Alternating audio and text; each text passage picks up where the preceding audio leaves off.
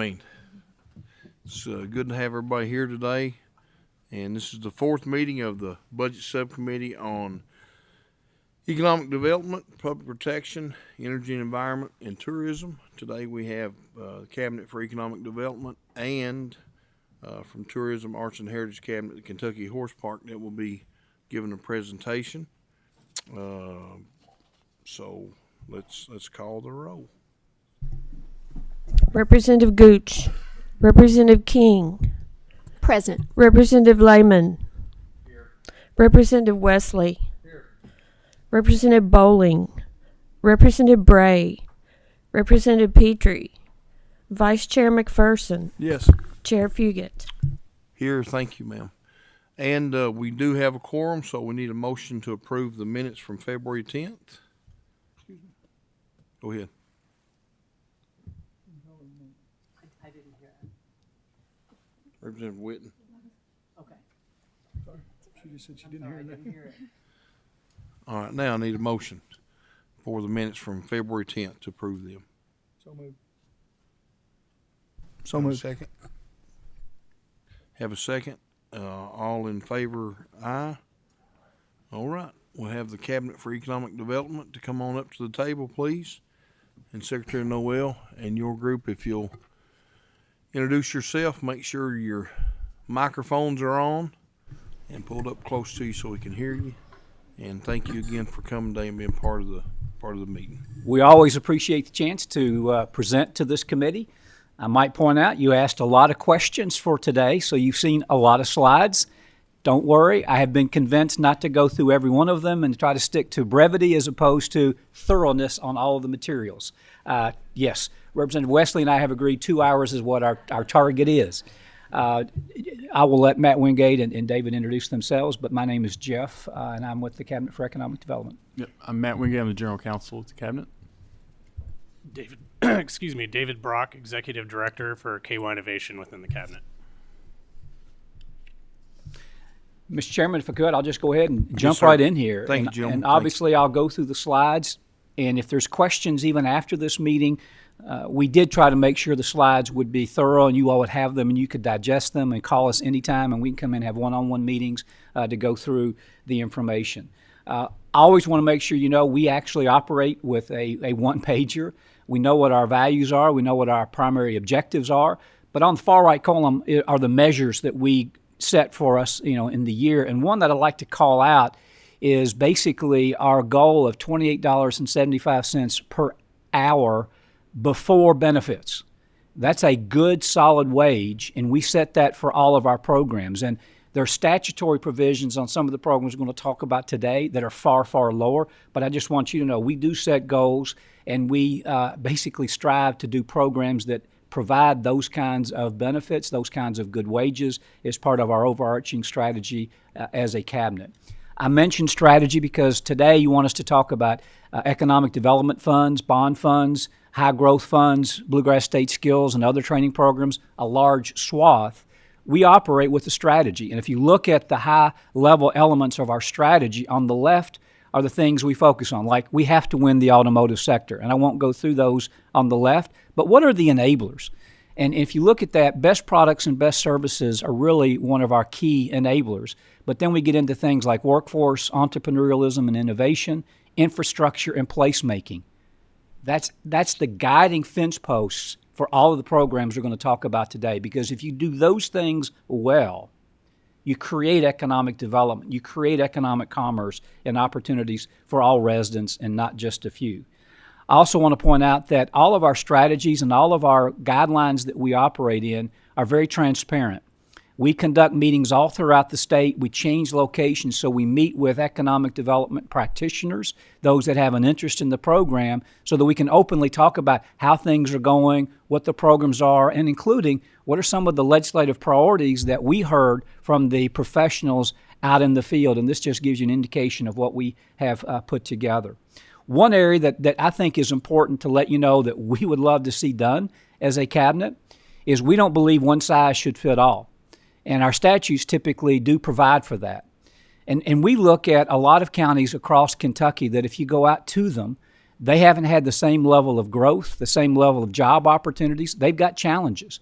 But I call them our heritage communities because when you visit there, it's not uncommon to visit with families that are third, fourth, fifth generation in those communities. And if we're leaving our heritage communities behind, I think that's a real shortcoming as a state. So we believe we should try to create a package of all of our programs that differentiate the level of benefit based upon urban areas, non-urban areas, and as I like to call them, our heritage communities. And in fact, the governor proposed a $25 million revolving fund for the rural areas that are depicted here. And he's also asked for $15 million for the EDF funds to help us on a go-forward basis. First, I'm going to talk about the economic development bond funds. These are the elements that come directly from the statute, but I think it's important, the bottom right-hand corner, to understand a quote from Deloitte Consulting Firm. When you're working on a greenfield project, which is a company opening up a new facility, it can be a small company, it can be a large company, it is not uncommon from the ideation stage to the announcement stage to then actually get to the ribbon cutting, it can take 3 to 5 years. So when we've had some questions asked of us about where are we on the EDF bond funds, how come they haven't been dispersed even though they have been committed, keep in mind, projects take a long time to actually materialize, especially when a lot of the funding we provide is on a reimbursement basis when the project is complete. And I'll go through some of that information going forward. Our criteria on the left, basically there's a whole set of companies and types of industries that are eligible. And then we do look for job creation, and that $12.51 per hour is far lower than we look to try to create in terms of the programs we use, and we need to update those, and we are currently doing so. Communities are eligible. Government entities that are a subdivision, like an industrial authority, are eligible. And we primarily look at things like infrastructure costs, site preparation, public utilities. Our goal is to really help lift up the value within a community on a project, even no matter what happens with the particular project. And I'll get into that here in just a moment. Here's our considerations that we use, and that is, first of all, but for. If but for these benefits, would the project even occur? We think that's an important one. Are we removing a hurdle or obstacle that is otherwise standing in the way of the project? Will this project provide market wages above the average? Is this a project that is helping a community that has not seen an announcement of new jobs in the last 18 months? Will it create jobs? Will it create jobs? And I like to differentiate. Jobs in a rural area are really important. And if it's going to be an urban area, we think there ought to be more jobs involved in the project. So therefore, we're trying to balance out the scales a little bit, if you will. And technically, there's no cap on it, but we do try to look at companies, and it can be a small company or a large company. Are you an industry leader, or you have a product that you're known to be a leader? Do you have a significant market share? Or if it's a high-growth startup company, what is it that you have that differentiates you from perhaps some competitors out there? Those are the criteria, not absolute, but the kind of guidelines we look to in terms of all of our funding.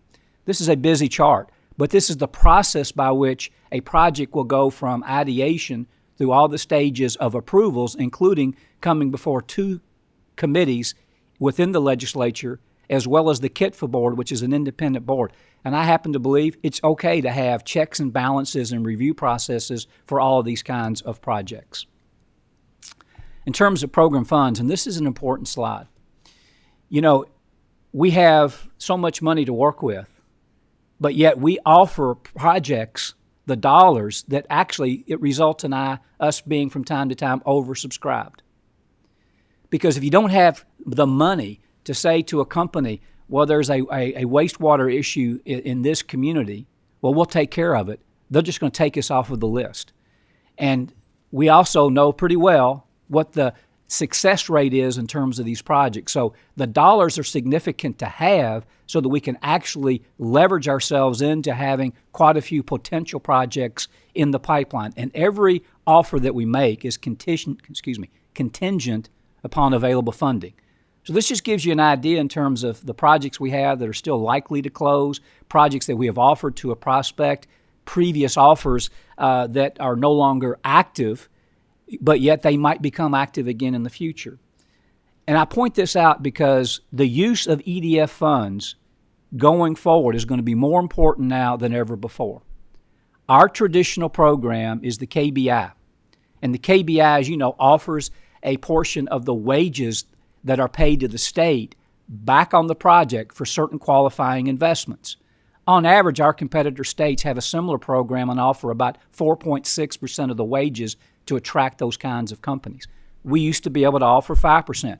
And as a taxpayer, I think it's great that the personal income tax rate is being lowered. But the challenge is, you can see it provides a differentiation, if you will, in terms of where we were just a couple of years ago. We're not as competitive as we used to be, so therefore we're relying more and more on those EDF funds to figure out how we can still be competitive in winning a project, if you will, and making sure that the communities across the state are competitive going forward. These are some of the projects that we have offered to, and I only wanted to make this so that you could see these slides represent projects from 50 to 2,750 jobs, from $2 million to $4.1 billion of investment. These are projects that we may or may not win, but you can see how it is important to have those available funds to be able to make these offers or preliminary offers to companies looking at these particular areas of the state. And by the way, I want to be very, very clear.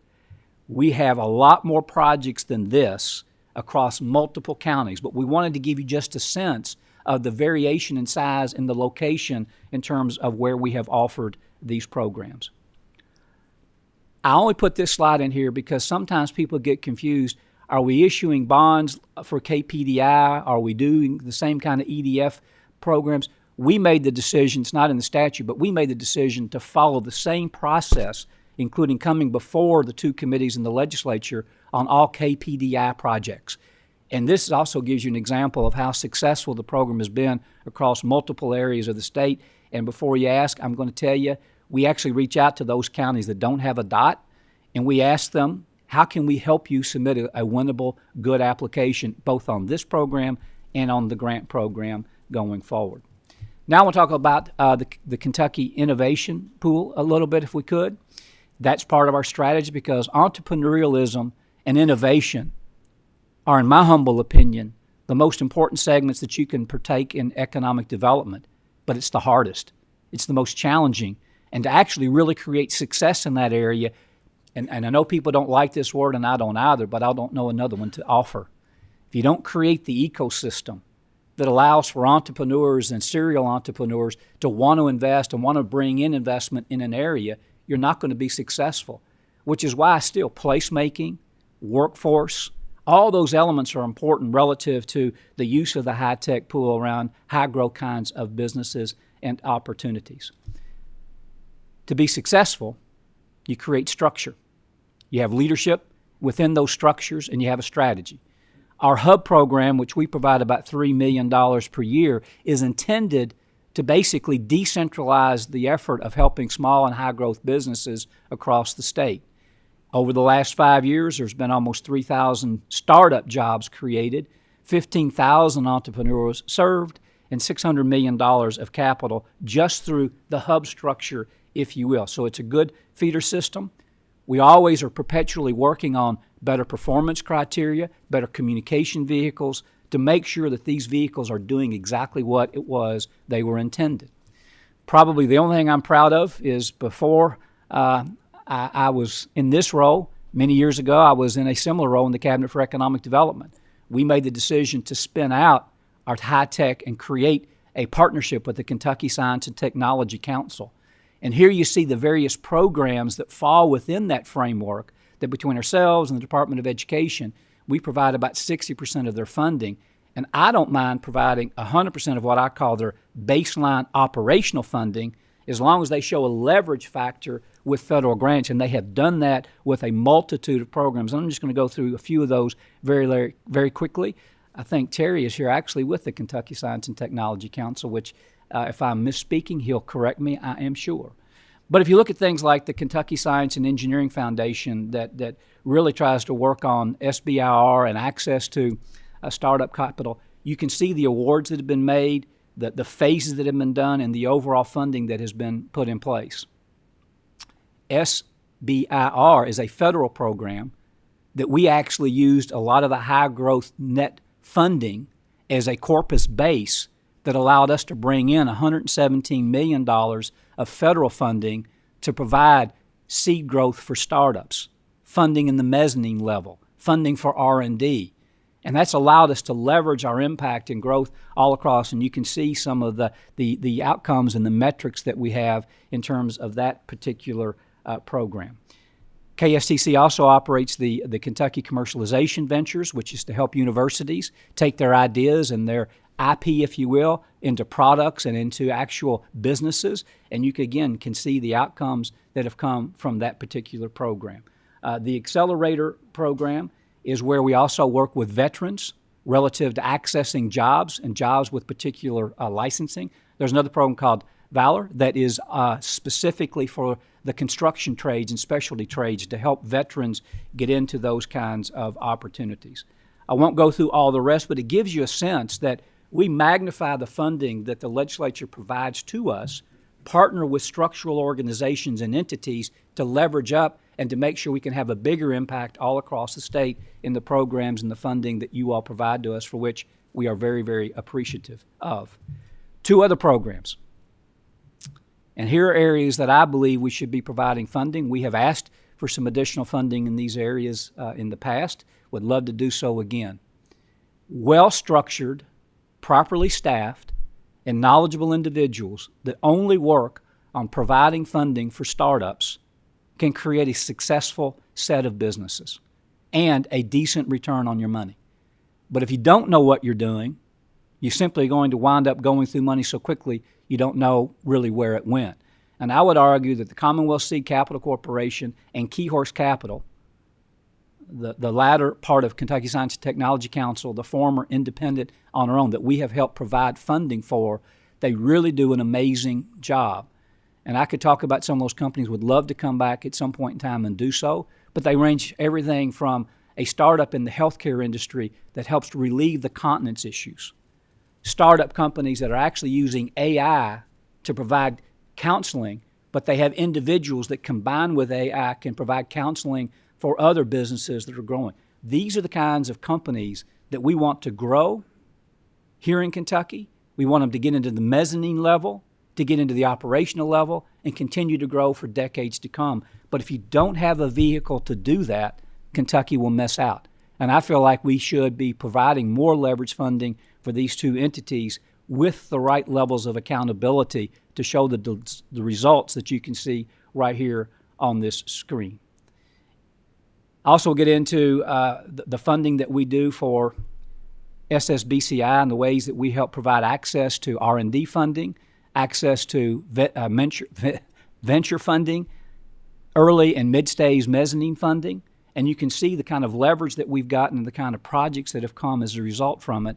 And let me again just back up and say, this requires specialty folks involved in helping these kinds of companies grow and get the access to the capital and move forward through what I call the maturation process to ultimately mature to be able to stand on their own. The high-tech pool program that we are very appreciative of, it's basically been used up until now to really make sure we access the SSBCI funding. You know, I'll take $5, $6, $8, $10 million and turn it into $117 million any day of the week, and that's what we have done. This funding program is also something we use a wraparound service for, so we can provide a certain amount of funding to go along with SSBCI funding, to go along with private equity capital that comes into play. And in some cases, we need to be involved even when we're using the Angel Tax Credit program on certain kinds of businesses that would then be eligible for these types of programs. David's got $3 million outstanding right now to a Michigan company that we want to bring into the state that would help match some funding from the federal government. We've got an aerospace company that was homegrown in Kentucky that really needs more lab space and growth space available to it. And we've got a company that I would call a combination growth company and AI company that we have helped basically maturate in Louisville and continue to provide them support along the way going forward. These are the kinds of criteria we use in the high tech, and I won't go through them, but I have a feeling there may be some questions. And no, we don't look at jobs paying $40,000 anymore. We look at jobs paying much higher than that, because if we're going to provide these kinds of funds and tools, they should be in that high growth sector going forward. Workforce is the last one. Again, part of our overall strategy of the things that we look at doing. I'm taking this page right out of our strategy document that we work with McKinsey on. I share this because for every one of the enablers, we have documents that talk about the things we should be doing, and we've already done that. But in the case of workforce, one of the real key directives that we heard 2.5 years ago was we really need to define roles. Who's taking the lead, and how do people coordinate between workforce programs and economic development initiatives on a go-forward basis? And I'm really proud of the fact that we have been working, and we provided the seed funding to bring together the chamber, all of the various workforce providers, post-secondary education, community college systems, our Kentucky Science and Technology organizations. Today, what we have is a true seamless organization amongst all of those bodies. And further, with the governor's leadership, we've created project managers on the workforce side, working right along project managers from the economic development side to provide good support to companies. Because what was happening before is, you might say you have a certain need, and somebody would hear it and they'd send over an agency, and the agency would pitch its wares that didn't really effectuate what you were looking for. There are so many folks involved in workforce and economic development. Our goal here is to quit having a revolving door and get into problem solving and then figuring out who we bring in after we identify the problem and deal with the issue that needs to be dealt with on a go-forward basis. We love the Bluegrass State Skills Corporation. It's about $4 million a year that can provide funding for all types of businesses, including hospitals.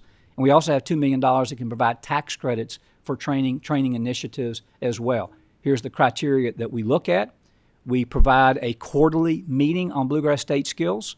We provide funding that is set per quarter so that we don't run through it in just one quarter, because we would. And we also track all of the programs and the funds that we have. And here, as you can see an example, and I'll answer probably what's already on your mind. You see in 2024, we approved $16 million, far and above what it is that you provided. Included in that was some funding for Blue Oval, which has not been dispersed, as well as recapture of previously awarded funds that could not be fully utilized. We roll those over and then make sure they get put back out to help support companies. And if you would like, we can come back and talk in more detail, not only about how these programs and services offer, but what I like about them is they're designed to fill in the niche. So in other words, you might have a federal training grant that doesn't provide reimbursement for the trainer who's actually doing the training. Our program can provide the funding for that trainer, and then that still allows you to use the federal grant to conduct either the on-site training or do the hands-on training, perhaps with particular pieces of equipment. Big believer also in train the trainer. Our funds can actually help a company send their employees to their headquarters or to another operation, learn how to use the equipment, and then come back and train the rest of their teammates, which is a really important program to have, and it differentiates us, by the way, from other states. I'm going to just close it out because I said a lot. I didn't quite go over my allotted time, but I'm just going to leave you with this. I believe it's really important to understand the interdependencies of our enablers and the fact that we focus on particular segments and particular targeted industries in terms of bringing in and creating those jobs. It is not easy, but I can also tell you, if you don't focus on placemaking, workforce, and infrastructure, you're not going to have those high-growth companies. You're not going to have the opportunity to bring jobs in to a particular community. Are we doing okay? Yes, sir. If you look at all awards and things that we have represented, Mr. Chairman, Kentucky is in a top 10. We're in the top 5 on a per capita basis in terms of projects announced, jobs created. I only say those not to talk about them in any kind of a way. We'll say, well, look at what we've done. I believe very strongly you got to have a lot of metrics. We have outcome metrics, output metrics, and you also have to have what I call third-party recognition metrics to see how we are standing up there out there in the realm of those that are looking. And I've already seen Representative Lehman wants to ask a few questions. And I can tell you that sometimes I've had the privilege of meeting with him and with you, sir. You ask great questions, so we're looking forward to that. I ran through a lot, but I think I kept pretty close to You time. did good. Thank you very much. Representative McPherson. Yeah, so first of all, I want to thank you for your presentation. Very detailed, very, thought process, very good. Kentucky has had a lot of successes in the last few years, and and we can all take some credit for it, but I definitely think you need quite a bit of it. I sure appreciate your willingness to negotiate and the way you do it, and every time I've been in the room with you, I've always glad that you're there and appreciate you being there. I would ask about the programming. You all said you were probably over-programmed. The monies that was allocated last time, is any of that money still there? Are you clawing back any? I know you talked about the Blue Oval. Where are we at and where we are today versus what you're asking for? Because that's where we're at with the budget, is trying to fill in the gaps. Yeah, so first of all, I appreciate the compliment, but I also have to say a great deal of thanks is because of all of you all. Economic development only works through a team effort, and I believe we've got a governor who is a tremendous salesperson, and we utilize that, and we should. We've got a legislator that provides great programs and great support and services to us, and great local leaders, and I really want to emphasize that. Our job is the privilege of being able to work off of the great things you all do. I'll summarize this really as follows. We are subscribed to the amount of funding that we have. We don't have any of the EDF funds or other programs that are sitting around just waiting for somebody to come into your project. We have made offers on them. That being said, a good administrator knows that not all of those projects are going to occur, and I can look and make a guesstimate that there's several $1 million there that are not going to be fully utilized, but we're already going to have them offered up to another company. So in that regard, I would say they are committed. In answer to your question about Blue Oval, we've made tremendous progress since I testified 10 days ago, I believe thereabouts, or almost 2 weeks.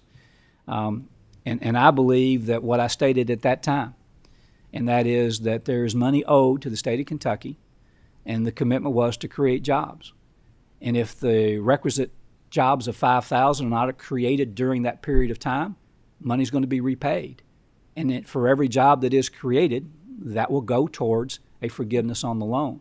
So I don't believe I can say that you're going to have funding coming in to help on the budget. But I think the most important thing is we can say to the taxpayers that money was properly secured, properly, if you will, put in a situation so that we can get the money back. Mm-hmm. And our negotiations have resulted in Ford Motor Company potentially agreeing, instead of owing 125 and SK On owing the other 125, they will take on the full $250 million. And further, they've committed to invest over $2 billion in getting into the energy storage solutions business and creating 2,100 jobs. Plus, they know that we are expecting that this loan agreement will be in effect, and for every job they're not created, they're going to have to make payments back to the state of Kentucky. So we're making really good progress, and I'm appreciating you asking, because I think there are too many people that are looking at that structure and saying, oh no, that's bad.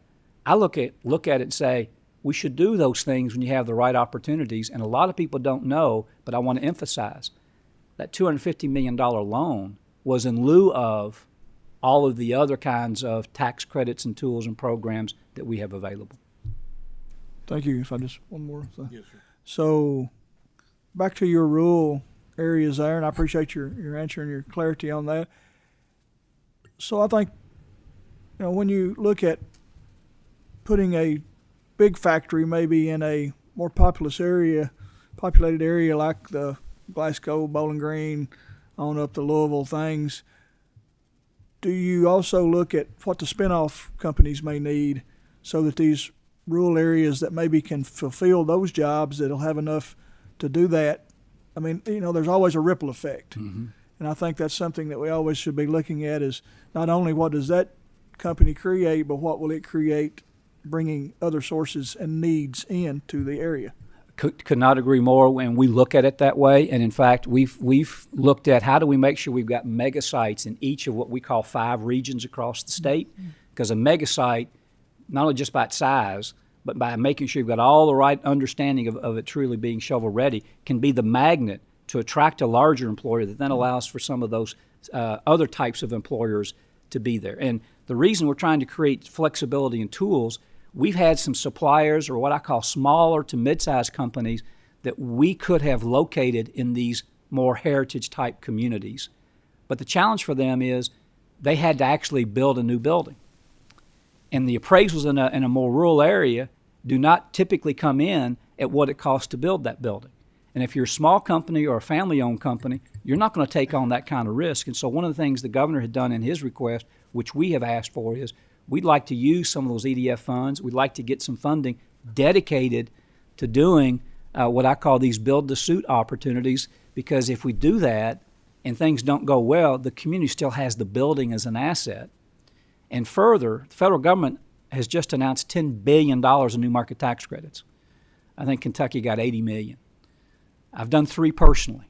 They are a pain. That's why I have gray hair, and I'm only 28, I wish. The reality is you need tools to leverage new market tax credits to bring in that 22 cent on the dollar federal grant to get the projects in more of these rural areas that support the larger companies. And so we've built that strategy out. We've actually made that a request for some legislation. And I believe, in answer to your point, having those tools, having that focus, and having a legislative statement and the governor's statement, let's help those communities that haven't had some of the opportunities with these more flexible tools. We'll bring in more of those supplier companies that will feed into those larger operations. And by having these mega sites and promoting those mega sites, that's how we get big companies to look at our state in segments as opposed to one big state at a time. So now you're getting into I'm a real estate appraiser by trade, so now you're getting in. I understand what you say, but I also think that a lot of people say that they have an industrial park when they really just have a piece of land. And I think to get the infrastructure and the building and the spec is so important because when that company's ready to move, they're ready to move. They don't want to wait around too long. They want to know where they can move the quickest. And so I appreciate that. You're the professional, and you're absolutely right. And pardon the expression, dirt is dirt. It is not an industrial park. I agree. Thank you for your time today. Thank you, sir. Representative Lehman. Thank you, Mr. Chairman. Can I ask a couple questions? Yes, sir.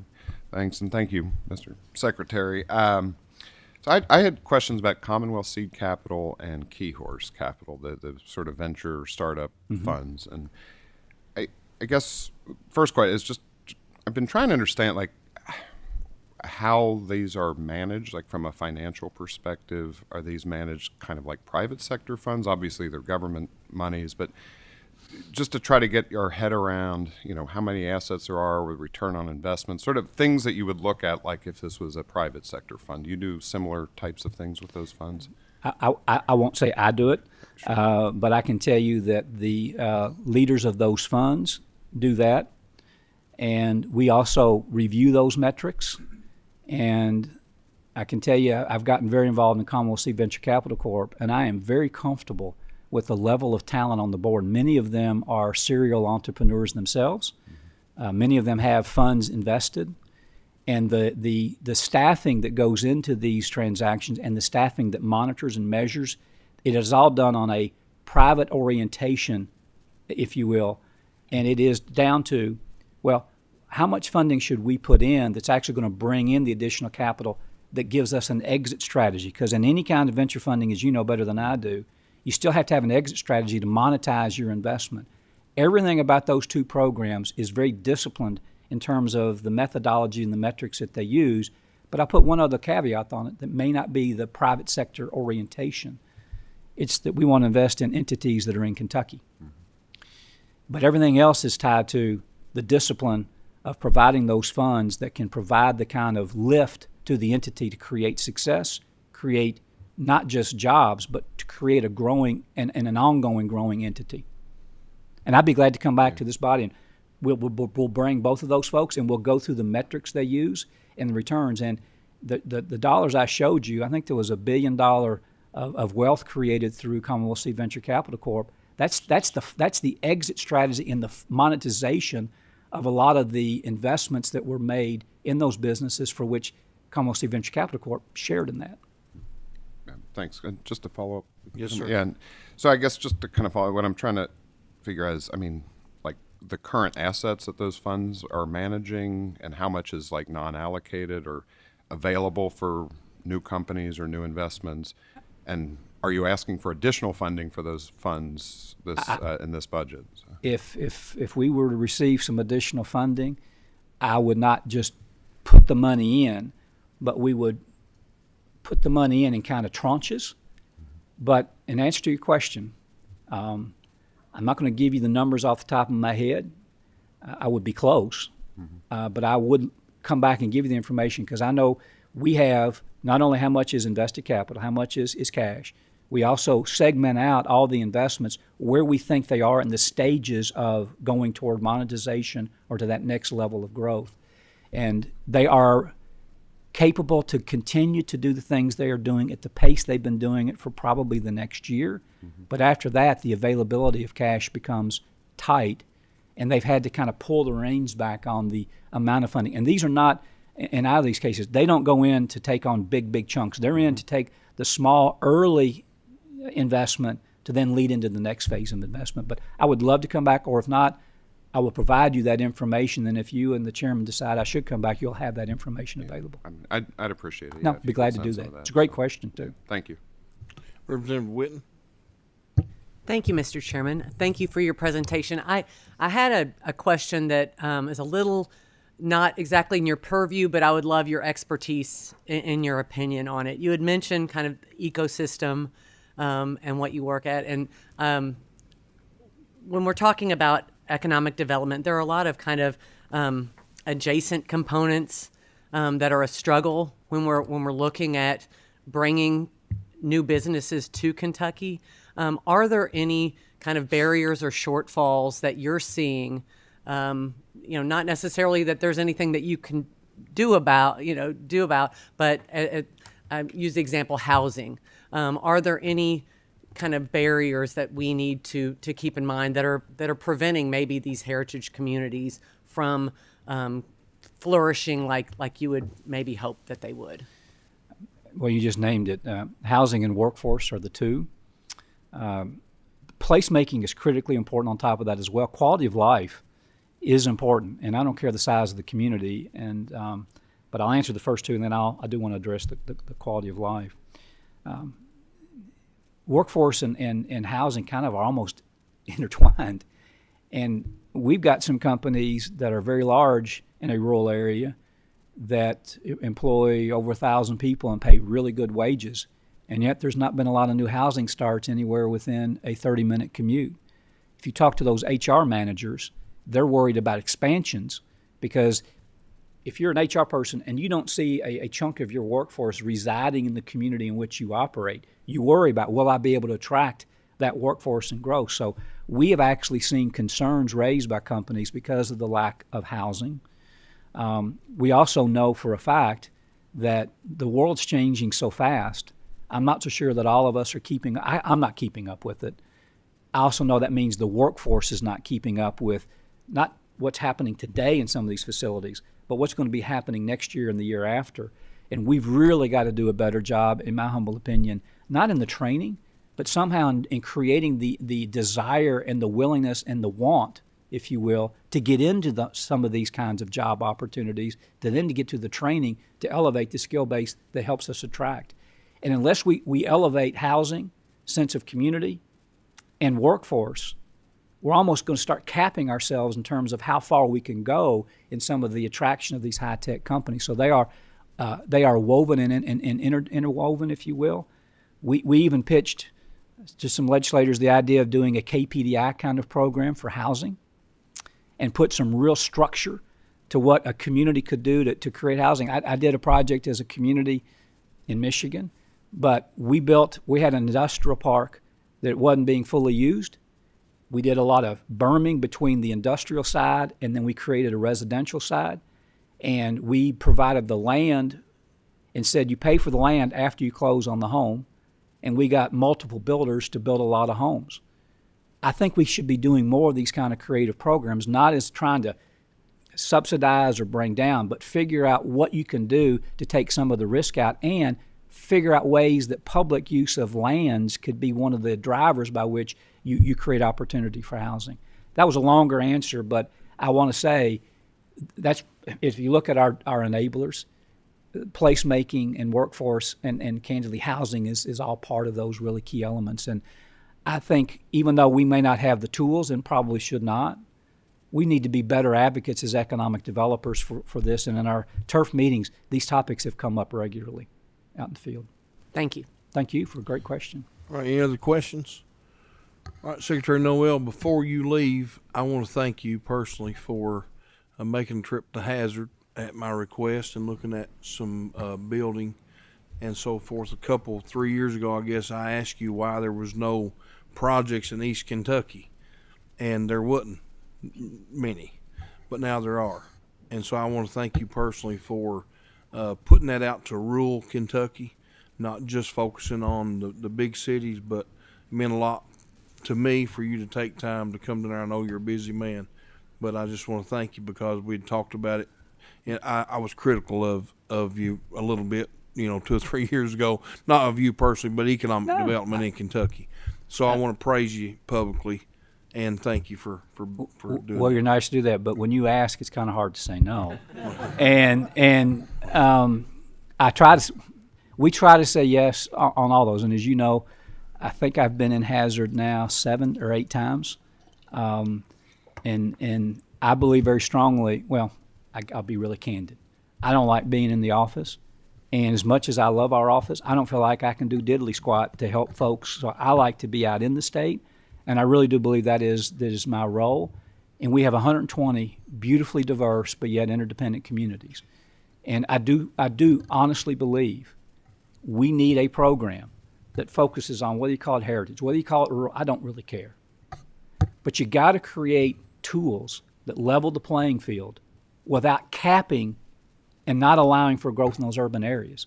And I've seen a few proposals that are kind of proposing lowering the availability of funds in the area. It can't be that.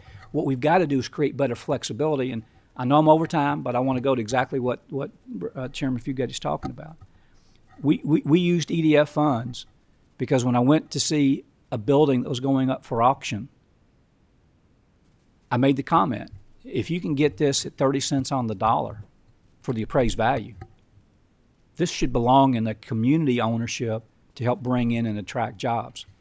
I believe the EDF funding should always be flexible enough to give whoever's in my chair, and there'll be better people in my chair in the future, I'm sure of it, you have to be able to react to opportunities in economic development. Right. And if you create so much guideline and so many limitations, you don't find those opportunities. And I've been enough in real estate. The first appraisal, I think it was 50 cents on the dollar. The next appraisal was 30 cents a dollar, or the other way around, excuse me. I don't care. I just know what it costs to build new. And if we can help do those kind of things, we need to be more opportunistic. And I believe part of that goes because it was in rural Kentucky. You hadn't had a job announcement in a while. That's why we felt we could use those EDF funds on that project. Yes, sir.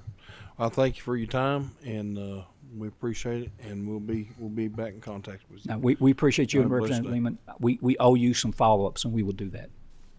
All right, thank you very much.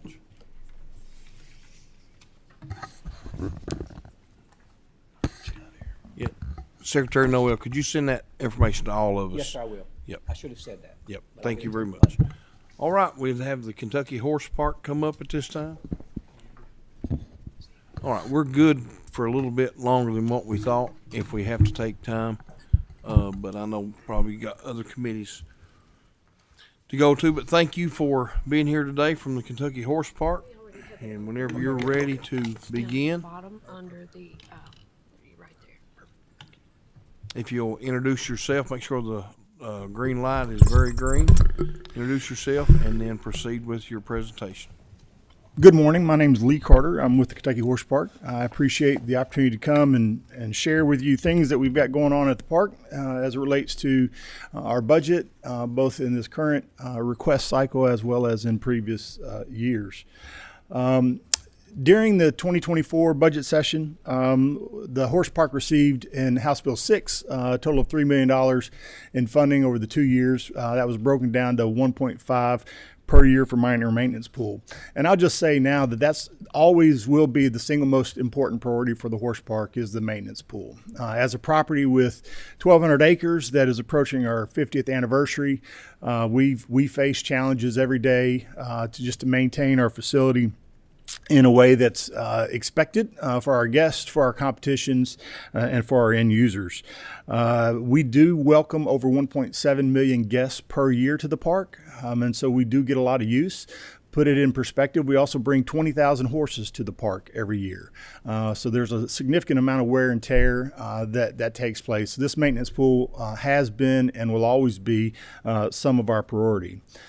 Some of the projects that we've been able to complete over the last couple years relative to the maintenance pool, specifically the Alltech Arena.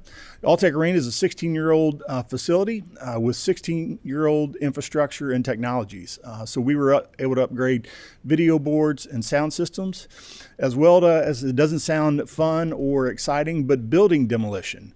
We were able to fund tearing down 5 buildings on the park that were inhabitable. And that will actually save us money over time. We were paying $25,000 per year in insurance on those buildings not to be occupied and not to be used. So we were able to use that money to move that forward. That will actually give us savings over a period of time. In addition, it's also not very fun to talk about, but muck. We generate a lot of it. We more than you might imagine. And so we have had issues with the EPA as it relates to where our muck was being stored. We sit on an aquifer right adjacent to Cane Run Creek. And so it was being stored in an area where we would have runoff into the creek and have EPA issues.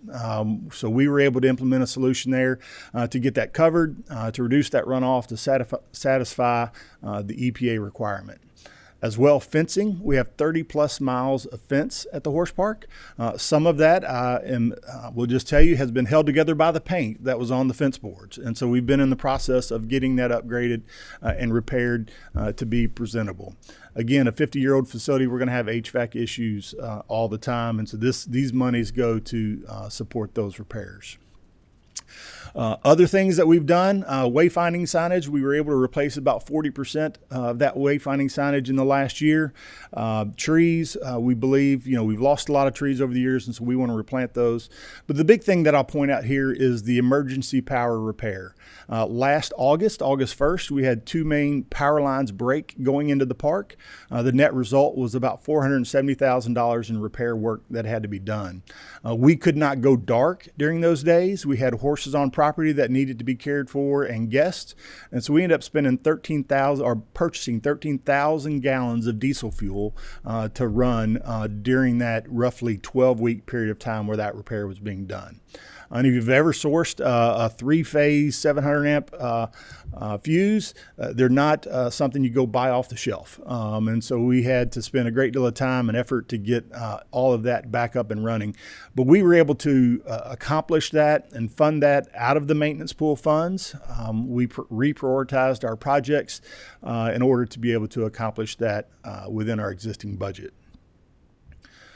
Going into the HBIL 1 funding from the last budget cycle, the park received $36 million. The way the budget bill was written, we had to spread that out over 2 budget cycles, and so we had to make some decisions as to what we would and would not be able to fund right away. Again, recognizing that there are some projects that were already underway and that this funding represented phase 2, so we wanted to keep those funding projects moving forward. And so here's how we determined we would split that funding. In fiscal year 25, we continued the replacement of our barns and our museum, largely because these were phase 2 projects. We had just completed phase 1 of the barns, and so we wanted to keep that momentum going. Same on the museum, where we had phase 1 complete and wanted to begin design on phase 2. The net result was the other projects sat dormant for a year until July 1st of 2025, when we could fund those to begin to move those forward. Onto the barns. Those are currently under construction. We are building 4 new pavilions for our barns that would generate 384 new stalls for us when complete.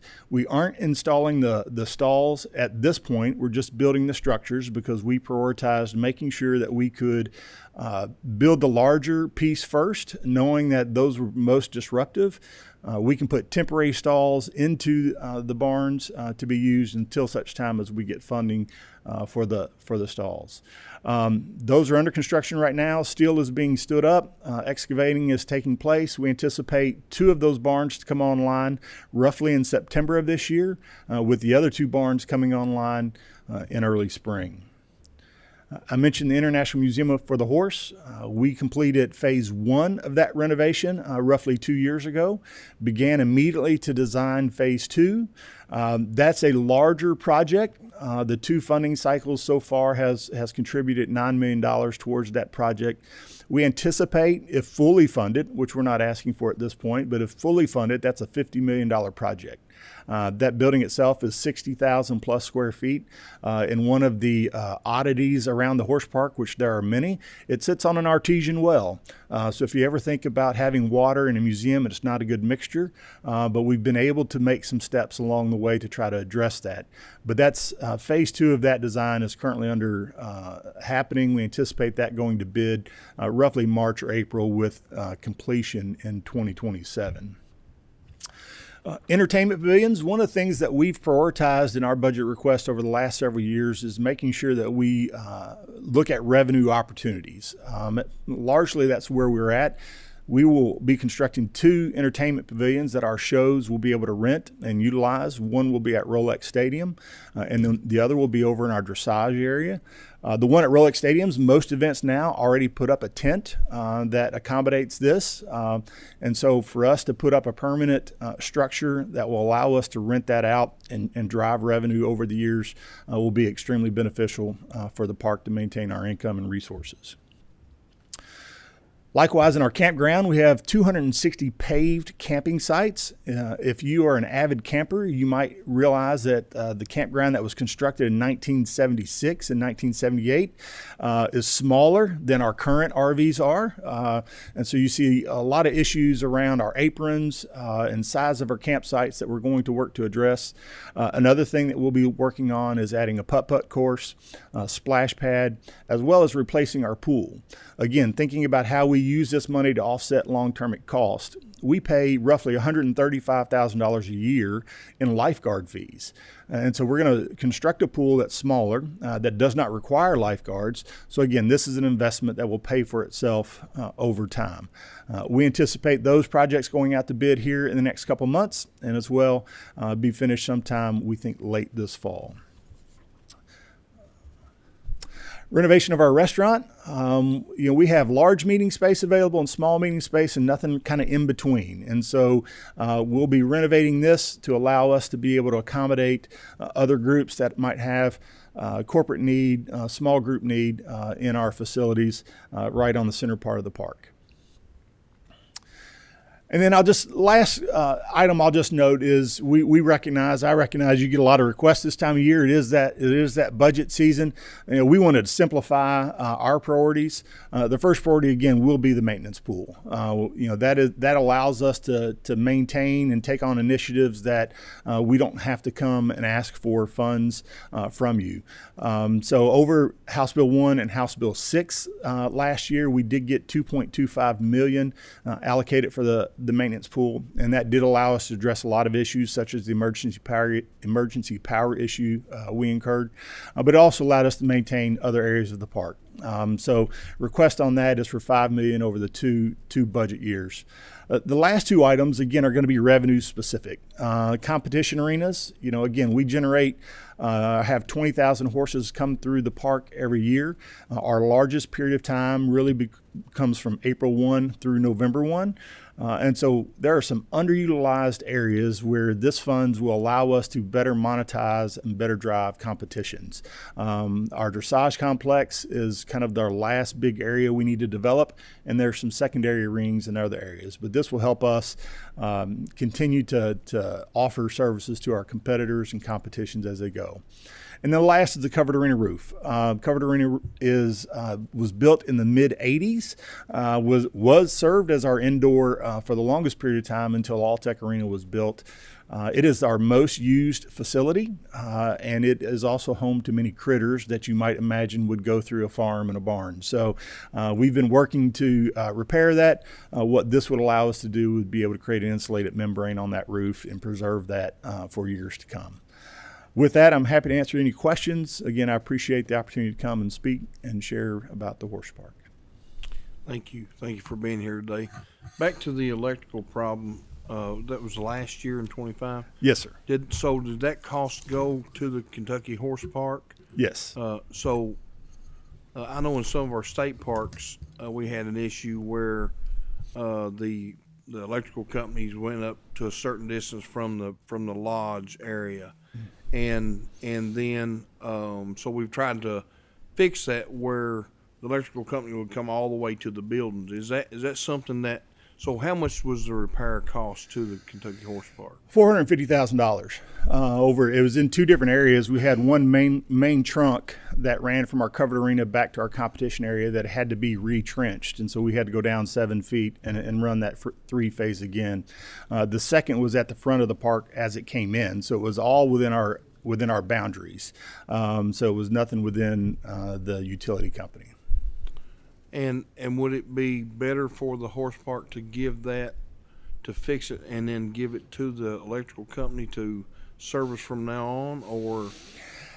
That might be difficult. I mean, I think it would be an interesting conversation to have, but when you look at the amount of power, because we run a lot of temporary power for different events as well, and so we have to work with master electricians, work to have master electricians on property to do that. So we also kind of serve as our own utility company. So all the electric bills come to us, and then we meter that back out to the individual tenants that we have. So our owning of that so far has been the best approach. Okay. Any other questions? All right, seeing no other questions, thank you for being here today. Thank you. And just make an announcement to the committee members, we don't have a committee meeting scheduled for next Tuesday. Co-chair McPherson and I will meet, and if there's something that we need to meet on, we'll call a meeting, but as of right now, there's no meeting next Tuesday. All right, we'll be adjourned.